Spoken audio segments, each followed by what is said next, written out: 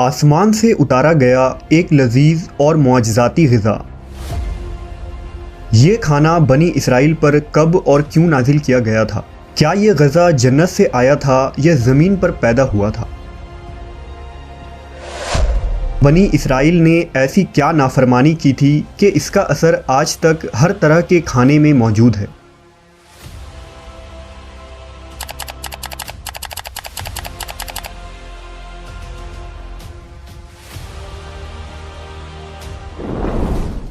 جب اللہ نے قوم بنی اسرائیل کو مصر سے نکالا اور انہیں فرعون سے نجات دے دی تو بنی اسرائیل نے حضرت موسیٰ علیہ السلام کی رہنمائی میں بحر احمر کو پار کیا اور فرعون اپنے لشکر سمیت سمندر میں غرق ہو گیا۔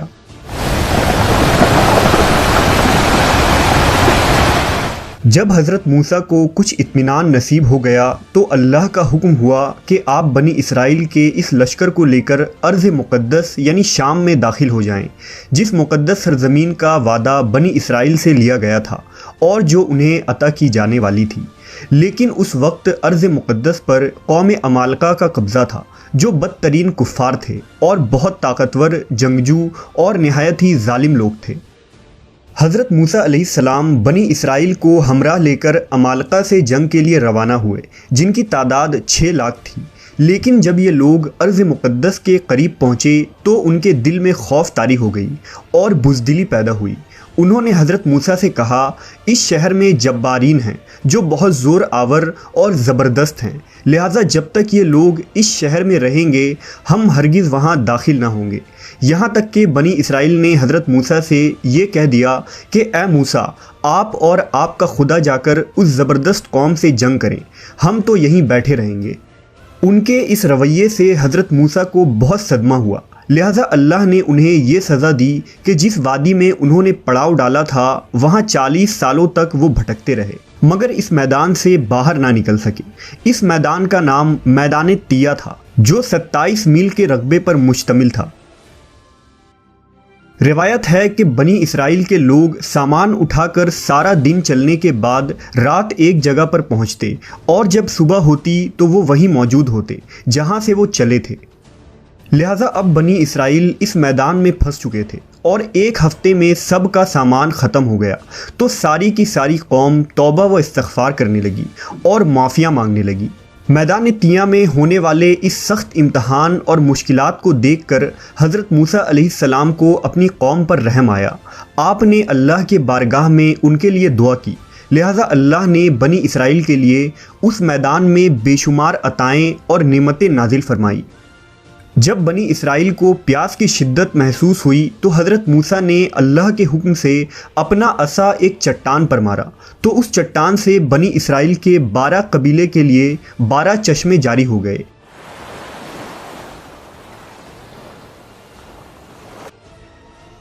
چونکہ یہ وادی وسیع میدان پر پھیلا تھا، وہاں سر چھپانے کے لیے کوئی جگہ نہ تھی اور دن کے وقت سورج کی دھوپ اور تپش سے بنی اسرائیل بدحال ہو جاتے تھے، لہٰذا دھوپ سے بچاؤ کے لیے ایک بہت بڑا سفید بادل سارا دن بنی اسرائیل کے لوگوں کے لیے سایہ کرتا تھا۔ اس کے علاوہ رات میں میدان کے بیچوں بیچ ایک چمکدار ستون اترتا تھا جس کی روشنی میں وہ لوگ کام کاج کرتے۔ اس کے علاوہ بھی اللہ نے ان پر بہت سی عنایتیں کی تھیں۔ انہی عنایتوں اور نعمتوں میں ایک نعمت من و سلوہ تھا۔ دراصل اللہ نے ان لوگوں کے کھانے کے لیے آسمان سے 2 قسم کے غذا اتارے تھے، ایک کا نام من اور دوسرا کا نام سلوہ تھا۔ من شہد جیسی میٹھی غذا تھی۔ انجیل کے کتاب خروج میں لکھا ہے کہ جب وہ شبنم سوکھ گئی تو انہوں نے دیکھا کہ میدان میں چھوٹی چھوٹی گول چیز پڑی ہے جیسا کہ پالے کے دانے ہوتے ہیں۔ بنی اسرائیل اسے دیکھ کر کہنے لگے، من یعنی یہ کیا ہے؟ تب موسیٰ نے ان سے کہا کہ یہ وہی غذا ہے جو خداوند خدا نے تمہیں کھانے کو دی ہے، اور اس نے تجھ کو پہلے آزمائش میں ڈالا اور تجھے بھوکا رکھا، پھر وہ من جسے تو اور تیرے باپ دادا بھی نہ جانتے تھے تجھے کھلایا، تاکہ تجھ کو سکھائے کہ انسان صرف روٹی پر ہی زندہ نہیں رہتا۔ من دراصل ایک شبنمی گوند تھا جس کا ذائقہ شہد جیسا تھا۔ یہ گوند وہاں کے پیڑ پودوں کے پتوں پر جمع ہو جاتا تھا اور بنی اسرائیل روز اسے صبح سویرے جمع کر کے کھا لیتے۔ جو ہر شخص کے لیے تقریباً 4 کلو اترتی تھی۔ جو شخص اس وقت سویا رہتا تھا وہ اس دن کے خوراک سے محروم رہتا تھا۔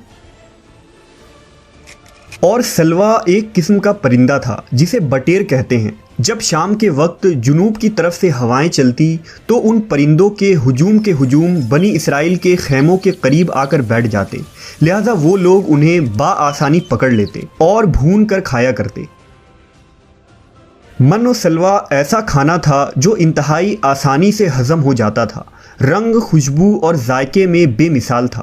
اس کے علاوہ بنی اسرائیل پر اللہ کی طرف سے یہ معجزہ ہوا کہ ان کے بال اور ناخن بڑے نہیں ہوتے تھے، نہ کپڑے پھٹتے نہ ہی میلے ہوتے، اور جن بچوں کی بھی پیدائش ہوتی ان کے جسم پر قدرتی لباس ہوتا جو جسم کے ساتھ بڑا ہوتا جاتا تھا۔ اس طرح اس وادی طیہ میں بنی اسرائیل من و سلوا اور ان چشموں کے سہارے ایک بہترین زندگی گزار رہے تھے۔ حضرت موسیٰ علیہ السلام کا یہ حکم تھا کہ روزانہ تم لوگ من و سلوا کو کھا لیا کرو اور کل کے لیے ہرگز اس کا ذخیرہ نہ کرنا، مگر بعض لوگوں کو یہ ڈر لگنے لگا کہ اگر کسی دن من و سلوا نہ اترا تو ہم لوگ اس چٹیل میدان میں بھوکے مر جائیں گے۔ چنانچہ ان لوگوں نے من و سلوا میں سے کچھ چھپا کر کل کے لیے رکھ لیا، لہذا نبی کی نافرمانی کرنے پر ایسی نحوست پھیل گئی کہ جو کچھ لوگوں نے کل کے لیے جمع کیا تھا وہ سب سڑ گیا اور آئندہ کے لیے اس کا اترنا بھی بند ہو گیا۔ لہذا احادیث مبارکہ میں رسول اللہ صلی اللہ علیہ وسلم نے ارشاد فرمایا ہے کہ بنی اسرائیل نہ ہوتے تو نہ کھانا کبھی خراب ہوتا اور نہ گوشت سڑتا۔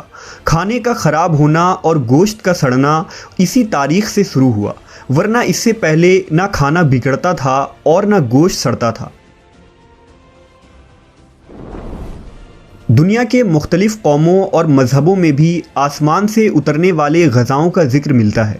بدھ مت کے روایتوں کے مطابق جب دنیا کا ایک چکر ختم ہو جاتا ہے تو آسمان سے غذا برسنے لگتی ہے۔ اسی طرح ہندو مذہب کے پران رگ وید اور اتھرو وید میں بھی بادلوں سے شہد برسنے کا ذکر ملتا ہے، اور قدیم یونانیوں کے یہاں بھی ایک ایسی آسمانی غذا کا ذکر ملتا ہے جس کا ذائقہ شہد جیسا تھا۔ یہی شہد جب دریاؤں پر برستا تو ان کا رنگ دودھ کی طرح سفید ہو جاتا۔ ہم نے دیکھا کہ خدائے برحق نے بنی اسرائیل کے نجات کے لیے سمندر کو چیر کر راستہ پیدا کر دیا، وادی طیہ میں ان کے لیے بادل کا سایہ بھیجا، ان کے پینے کے خاطر چٹیل اور بنجر میدان میں چشمے جاری کیے، اور کھانے کے لیے آسمان سے من و سلوا بھی نازل کیا۔ لیکن ان تمام نعمتوں اور راحتوں کے ملنے کے باوجود بنی اسرائیل کے سرکش لوگوں نے اللہ پر توکل نہ کیا۔